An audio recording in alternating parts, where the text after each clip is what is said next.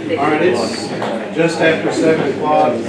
We'll go ahead and call the regular session of the Board of Mayor and Aldermen to order. First item on the agenda is roll call. Thank you. Next is consideration of minutes. We have a motion to dispense with the reading and approve as presented.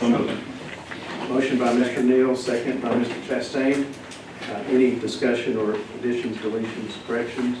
Hearing none, call for the vote. Or all in favor say aye. Aye. Any opposed?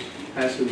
Next is recognition of visitors. At this time, if we have any member of the community that wishes to address the board, please come forward to the podium, state your name, address, and item of business that you have. Mary Walker, back to the street, 2329 Cottonwood Road.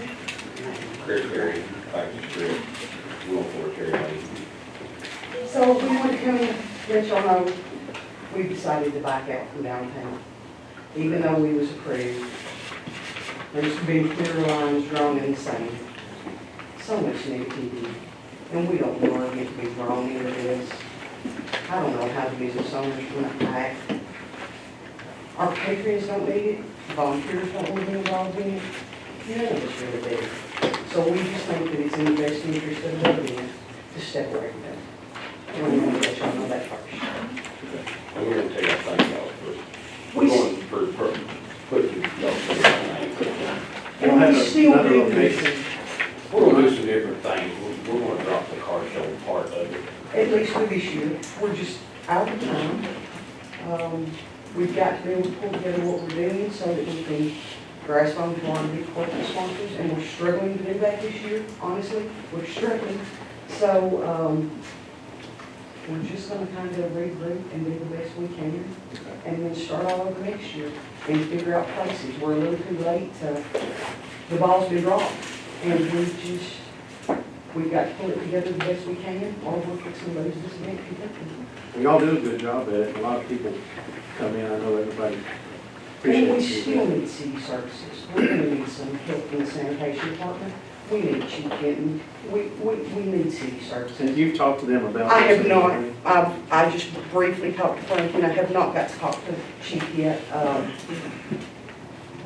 We want to come talk to y'all first All right. and let you know what our decision was. And we just feel like it's the best in our interest, the best in the participants and the downtown businesses.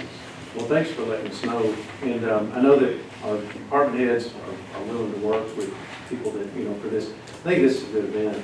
Brings a lot of people and a lot of money to the Meals on Wheels, so that's really good. If there's anything else that we can do, just let us know. Thank you so much. Thank you. Thank you. Thank you.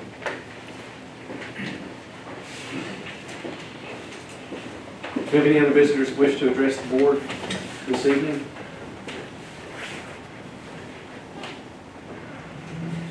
Hearing none, we'll move on to communications. None. Petitions, there are none. Bobby Kirby has sent an email to us regarding the triathlon, and asked us to mention that under communication. I told her to get a hold of Katie and Yeah, I fill sent out that. Okay. paperwork. I think I sent that in. I got it, like I said, I just sent it back to him and said, the best thing to do is talk to Katie and fill out I think I got it paperwork. Monday. I asked them to put it on the next agenda. I just said put it on the next city meeting. That's what I told him. Everything had already come out.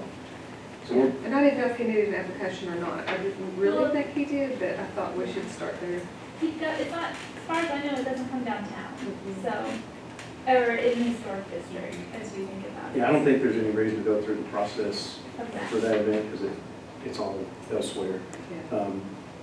But we'll get it on the next agenda and approve it then since it came in on Monday. Do we have any unfinished business? Looks like discussion of the oversight of Tourism Development Board. I'll let Everett, do you want to hit that? I guess we'll just pick up where we left off. It's my opinion, as finance chairman, that everybody needs some kind of oversight. I am not trying to corral people. I don't say this because I don't approve of something that they've done. It's just ridiculous not to have some kind of oversight, monetary oversight of everything we do. We hold our department chairman to a $10,000 number. We hold our administrator to a $10,000 number. I don't understand why we can't hold anything else that we've got that's under our purview to some kind of number, whether it's 10,000 or 5,000 or 20,000. Just, you know, it's ridiculous to say that nobody needs any oversight.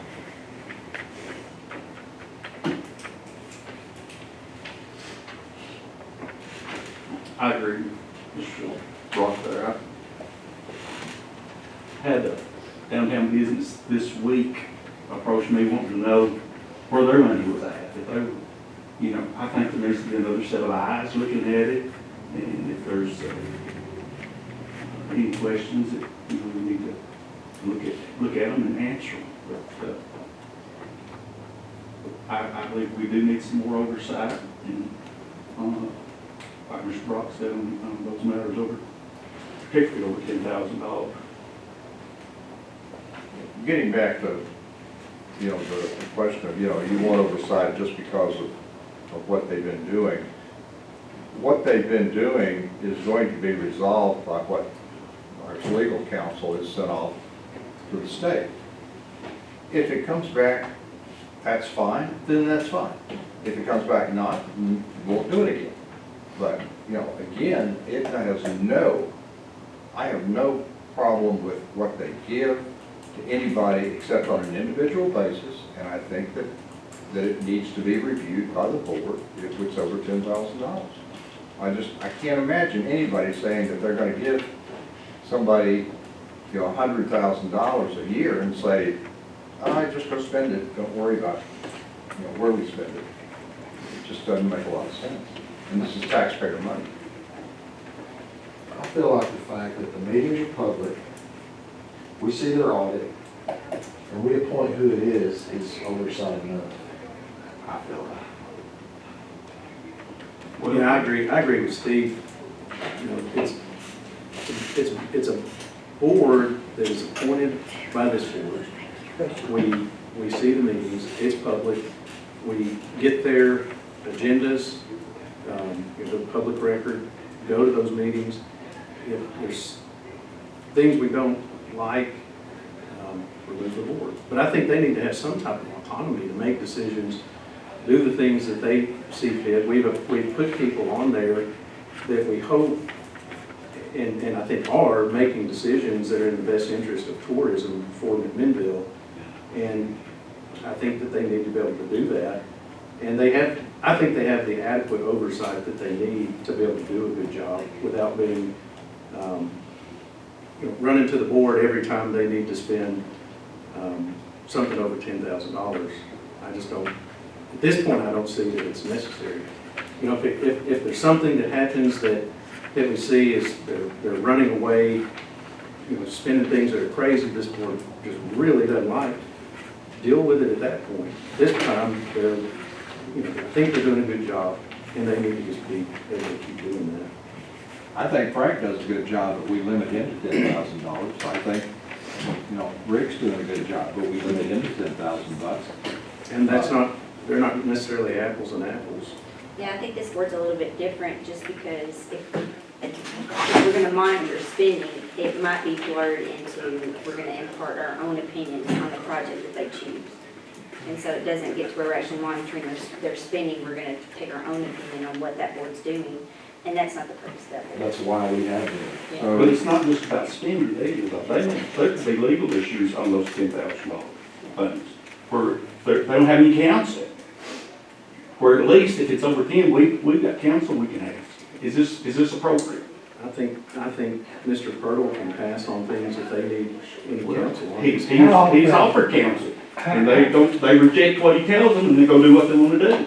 That's all. How often does the TDB meet, Once a month. Once a month, and when? we meet on the, Second Monday at 4:30. Second- Second Monday of each month. At what time? 4:30. 4:30, so at the end of the day on Monday.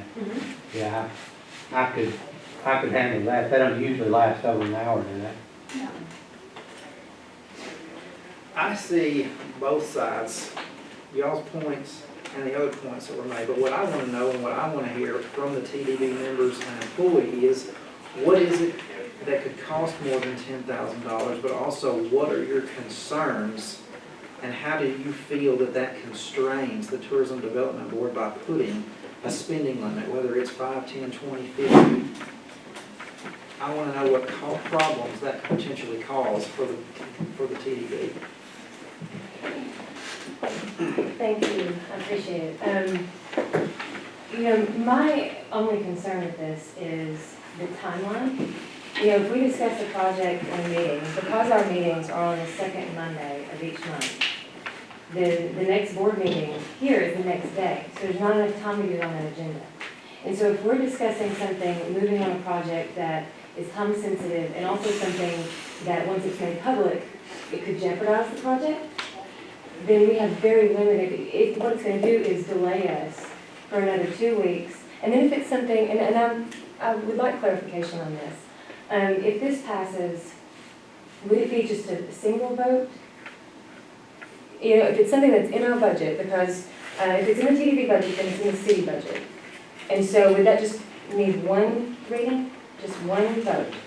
Under the statute that creates or allows for the creation of tourism development board, just like the similar statute that allows for creation of NES, the rules, the procedures are black and white. I think what the scenario you're suggesting, we might want to act on a very short fuse, is sort of emblematic of one of the problems. Because there are some things like, let's just talk about the VFW. Right. You know, there was a mad rush by some folks, you know, let's buy the VFW. Well, there was a substantial legal issue presented in the bylaws as to whether or not the TDB had the authority to invest its funds in property that was outside the corporate limits. So I don't think your time constraint is a problem. If it takes a special meeting of the board, like, let's say, back it up, if the VFW was the greatest idea that ever came down the pike, the mayor can call a special meeting, and the city of McMinnville can buy the property if it's deemed to be a great idea, you know, by the board. So doing things very quickly is something that creates more problems than it avoids, in my opinion. Right, yes. Well, what I would suggest is, you know, if this passes, and I think the TDB should reconsider maybe moving our meeting to the week before. So then it gives a week, we could get it on the Is that in the agenda. charter in that meeting? No. Yeah, it is? yeah, it is, but you can amend the charter to set it on whatever day of the year, the month, the week, whatever you want. The other thing you said was about what you did want it to get out to the public, well, your meetings are open to the public anyway. Yes. And the paper is usually here. Absolutely. No, it's not that, it's only if, say, we were going to make a big purchase. There can be many reasons why, once it goes public, it could jeopardize the property. So you would just keep it all amongst yourselves? No, we would just That's need not to what act she more said. quickly. We would No. just need to be able to act quickly. But That's all. there are allowances, there are exceptions to the Sunshine Law and the Public Records Act with regard to negotiation. There's a Tennessee Supreme Court case that involved acquisition of property to enlarge an airport up in East Tennessee.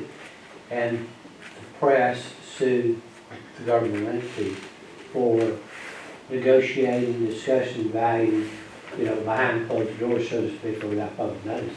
So there are safe harbors for negotiations that don't have to be at open meetings or announced to the public as public records necessarily.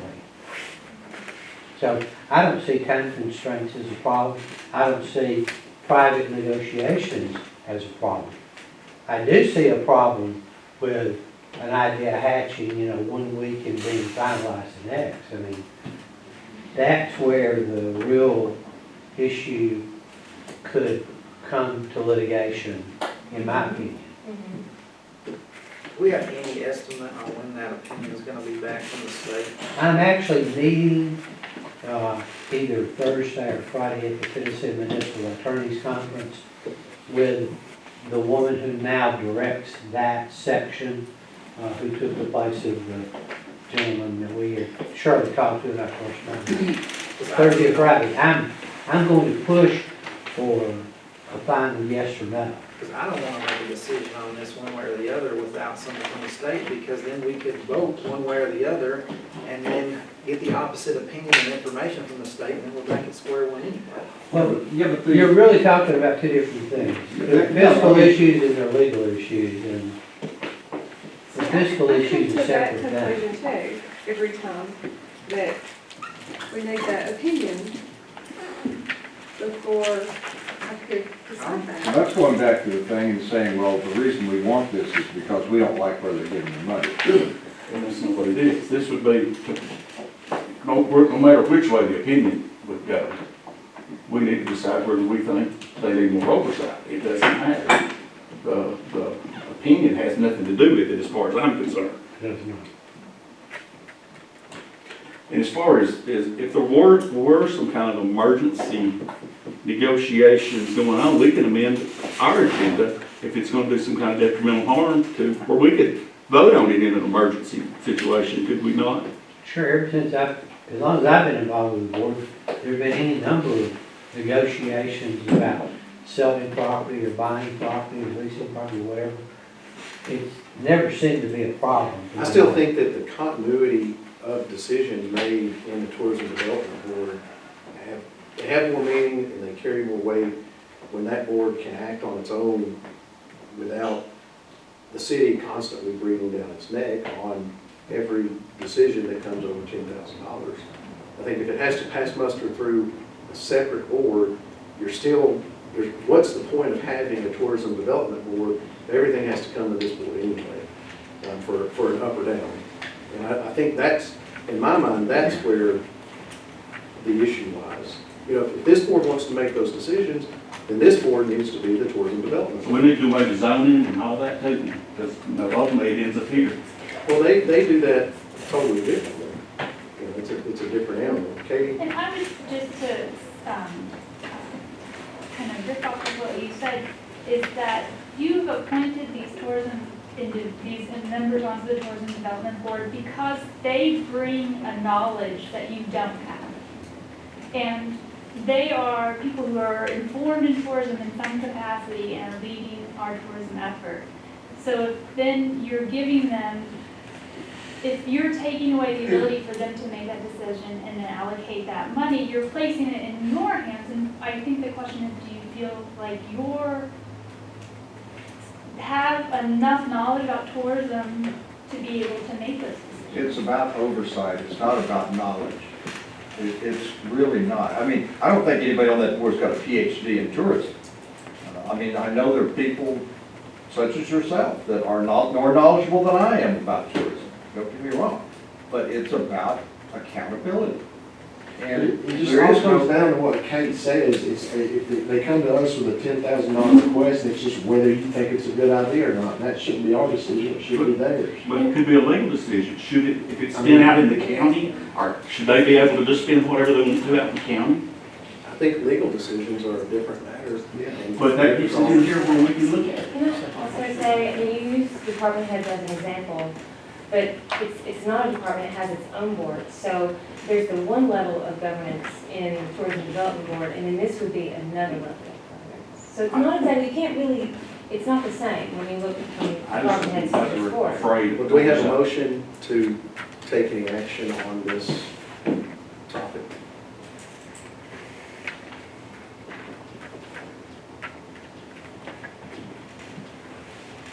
I'll make a motion What's your motion? that we move them to $10,000 without board approval.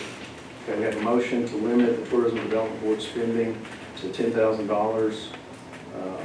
Anything over $10,000 requires the Board of Mayor and Aldermen's approval by resolution. Whatever it needs, I don't know what the appropriate document would be. Okay. We have a motion. I'll say. We have a second. Mr. Brock. Do you have any further discussion on this? I do. Are you going to be attending the Tourism Development Board meetings? If the board directs, And if there's another situation there, who's paying him? Are we paying him, or is it coming out of their budget?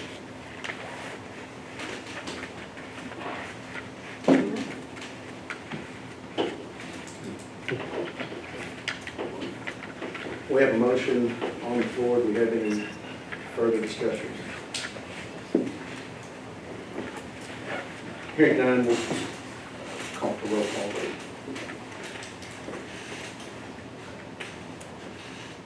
Mr. Neal? Aye.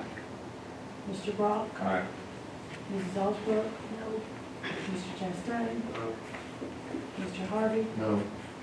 Mrs. Kirby? No. Mayor Moore? No. Do we have any other unfinished business to come before the board? Hearing none, we'll move on to new business. Does any member of the board have any new business to bring?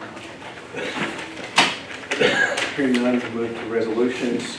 Item A is resolution number 2103, resolution to repeal, rescind, and make void in its entirety resolution number 1889 entitled, "A Resolution of the City of McMinnville, Tennessee to commit its incremental recovery of its statutory share of the local option sales tax pursuant to the agreed order entered with Warren County, Tennessee, funding projects included in its capital improvements plan to be adopted by the Board of Mayor and Aldermen insofar as permitted by law, adopted 22nd January 2013, and to express the time when the resolution becomes effective."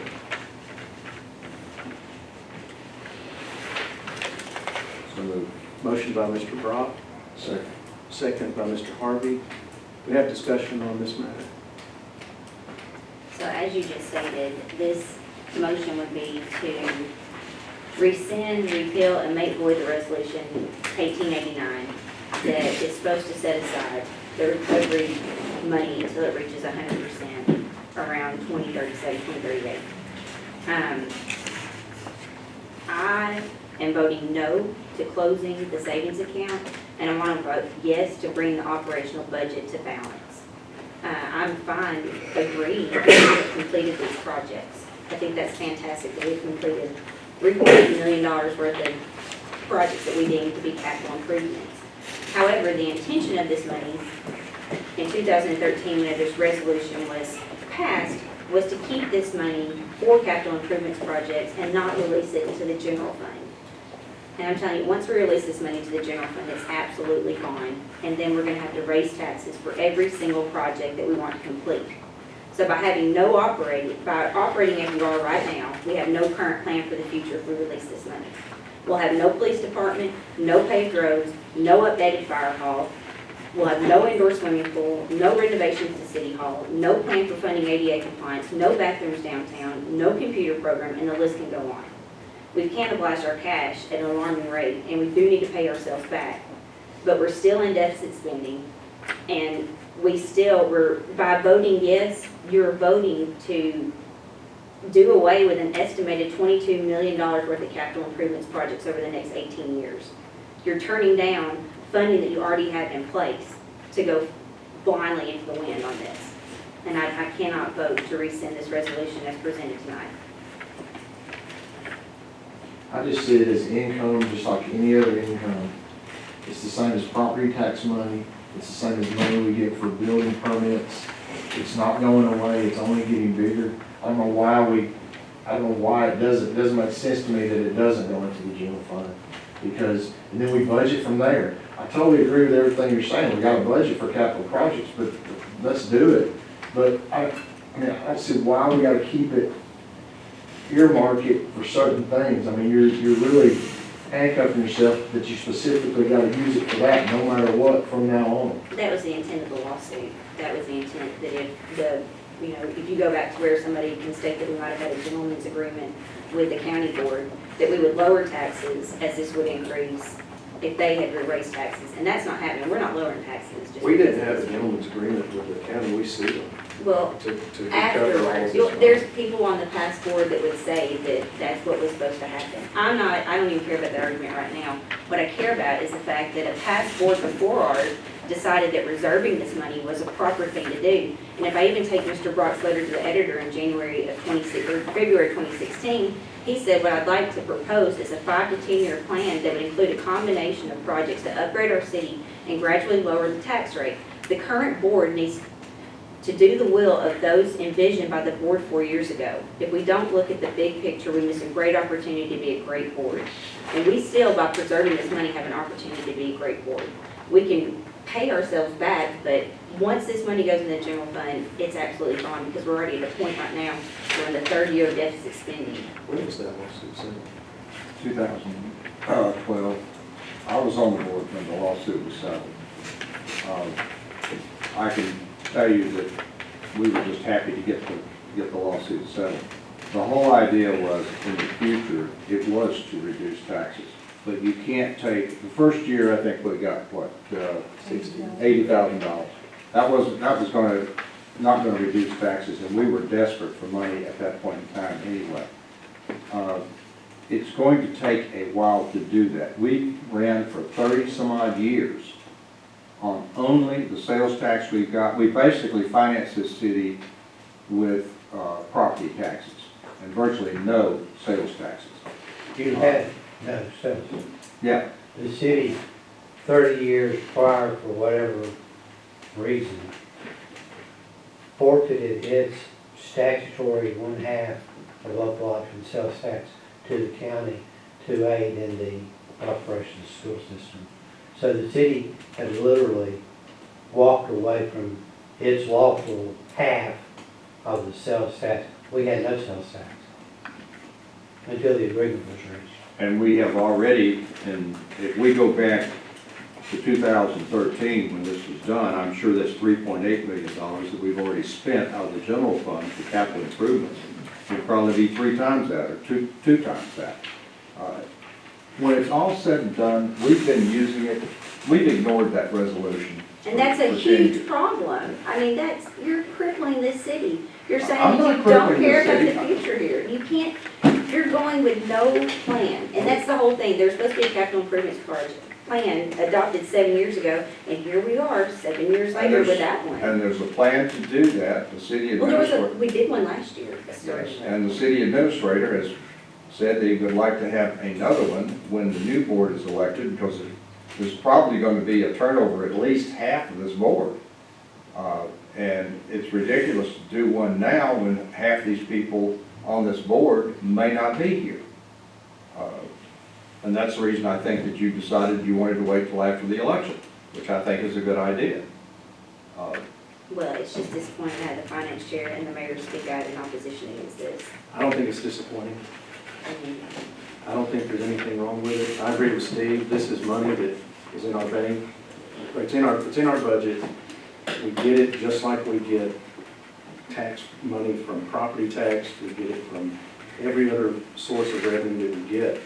We set it aside for capital improvement projects, and we don't have to do that. We can still do capital improvement projects without setting this money aside directly for that. you're gonna have no money without raising tax. You're gonna wait until 2023 whenever debt service falls off.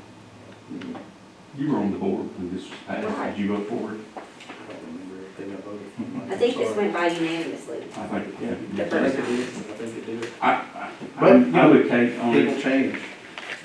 it's like putting all your savings in your checking account and it'll end up being spent. This is my, I guess, third board to sit on different groups of people. The first 2 years I was up here, we had no problem balancing our budget. And ever since then, it's been a problem every year because we knew how to manage. We went by what we brought in. And we based our budget on our revenue, our property tax and our other sources. And that's why we decided to set these other monies aside for capital projects, things that the city had done without for 30 years, so to speak. So we could have some things that we've never had before. If we put these monies into the general fund, it will vanish, and it'll get away from us because this board wants to say yes to everybody on every expenditure they want. and does not want to say no. And so, that's where we'll be. Well, that's saying Chris Ford will just willy-nilly spend every penny we've got. That's where we're going. The last 5 years, 5 or 6 years, we've had unbalanced budgets, the majority of them. We've gone from $7 million to 3. I mean, it's just vanished. 4.5 that he's counting. Well, that's not what the February statement said. Do we have any further discussion on this matter? Okay, we have a motion and a second. Call for the vote. Mr. Rock, Aye. Mr. Harvey, Yes. Mrs. Osborne, No. Mr. Chastain, Yes. Mrs. Kirby, Yes. Mr. Neal, No. Mayor Moore. Yes. Okay, we'll move on to ordinances. There are none. Next is departmental reports. Do you have any department heads wish to make a report tonight?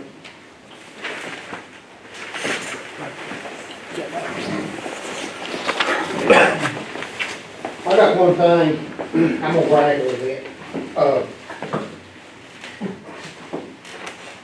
We had, last week, we had 2 guys, went a whole week for inspection 2 class at St. Paul School.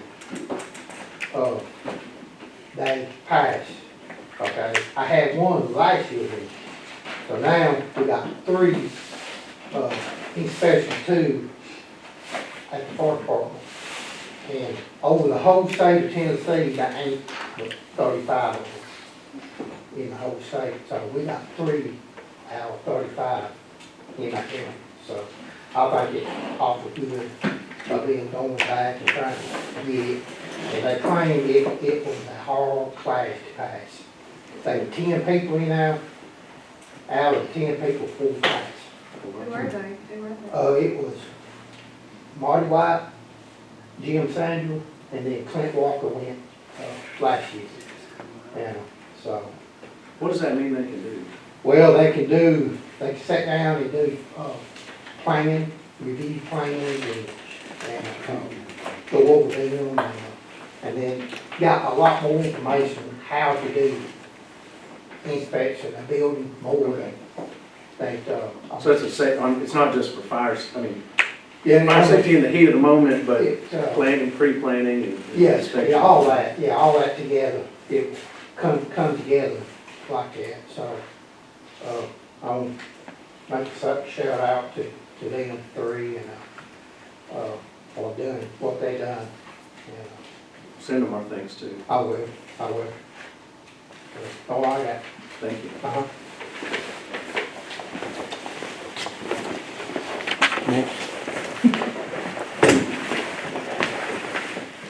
Well, I won't brag on Kendall too. We had leadership make memorable last week, went to the fire hall. I think everybody enjoyed it and everything. Their guys done a good job with it and everything. So, thank you. So you're doing the leadership at Mingle this time around, aren't you? Yeah. You enjoying it? Yeah. Learning? Yeah, I like it. And we have finished the Bridge Street project. And instead of getting $153,000, they have approved $296,000. So, That's great. so we should have 12%, 12.5% of that is what we have to pay. Okay, so what we thought we might have to pay a lot more. Yeah, we thought we was gonna have to pay anything over $153,000. Right. What did it end up at? It'll be right at $225,000.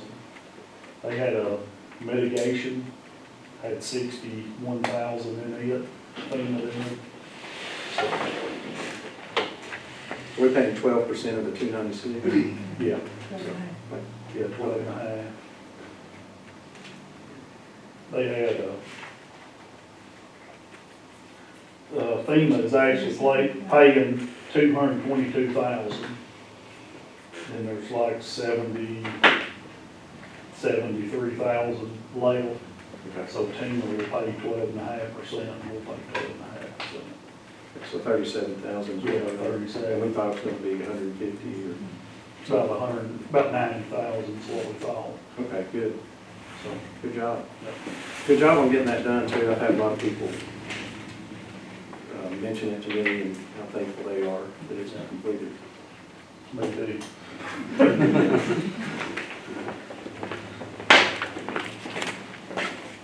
I'll just be brief. Soccer registration ended. We had about 320 was our last count. I think we were about 280 last year. Baseball, softball has one more week of registration. We had our 7th work tournament this past Saturday, 14 teams. March 7th, we have our Taking Bank sourdough, 10 a.m. at the mall. The 14th, we have our touch truck from 11 to 1 in the back parking lot of the Civic Center. Who all's coming to that for the trucks? I don't know off the top of my head, but he has arranged numerous vendors so far. Public Works, Fire, all those, all our city departments, they're also outside departments. Okay. Kubota, all those. We have a tank. If you want, we'll get one. Remember they used to set up the tank 4th of July? I always had a tank out there to get in as kids. I always thought that was the coolest thing. But we'll check with the armory. Drive right through Main Street. We need to do Hey, we don't have any money for paper. We'll take it out of. Take that out of Parks and Rec. Yeah. Pepper Branch, we're pretty much done except for the petitions in the women's room. And all that'll be left on that bathroom will be the paving, which Frank's guys will help with that, making it ADA accessible to get to. You got a completion date on that? Whenever, I guess, Probably stops raining. whenever the weather's permitting for us to pour concrete. Rims is almost done too. but- Okay, great. So, and we're still have job openings for full office attendants and lifeguards, so. And that's all I have. Thank you. Thank you.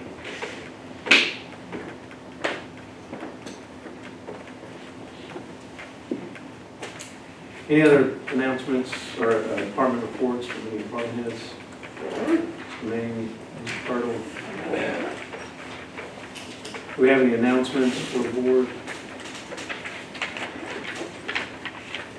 If you want to want to go to the TNO conference next month, you already registered. I'm not. Okay. You can call and the dates on it. 16th and 17th, that right? I've got it on my phone. I think they already reached. Yeah, Samantha's already registered him, and if you want to register you and you want to spend the night. It's one of those deals that it's all done. Already. Well, it starts at noon and it's done by that evening. The next morning they have breakfast and nothing. Oh. You know, I mean, I'm not gonna spend the night. Yeah. It is on the 16th and 17th. 16th is when they actually see That's the program. that's where the program is. It doesn't start till like 11 or 12. That's the TNO legislative. Yeah, it's legislative. St. Patrick's Day. It's on, it's good. Do we have any other announcements for the board? Anything else? Okay, hearing none, we'll stand adjourned. Thank you.